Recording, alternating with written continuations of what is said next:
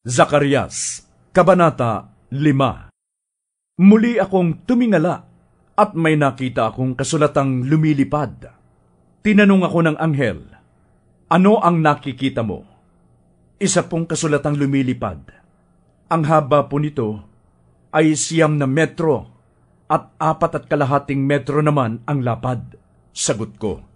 Sinabi niya sa akin, diyan nakasulat ang mga sumpa sa daigdig.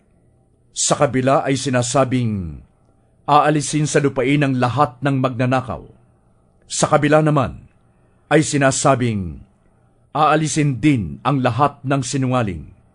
Ipadadala ko ito sa sambahayan ng mga magnanakaw at sa sambahayan ng mga sinungaling.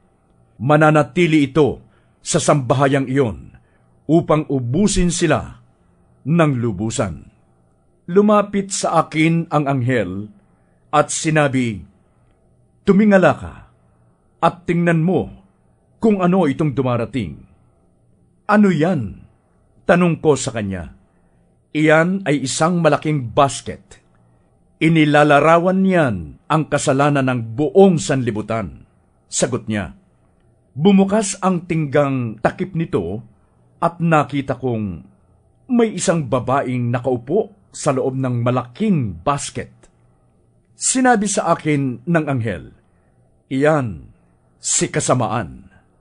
At itinulak niya ito pabalik sa loob ng kaing at muling sinarhan. Nang ako'y tumingala, may nakita akong 2 babaeng lumilipad papunta sa akin. Malalapad ang kanilang pakpak. Pinagtulungan nilang ilipad na palayo ang malaking basket. Tinanong ko ang anghel, "Saan nila iyon dadalhin?" Sumagot siya, "Sa Babylonia. Gagawa sila ng templo roon upang paglagyan ng malaking basket. Pagkatapos, sasambahin nila ito."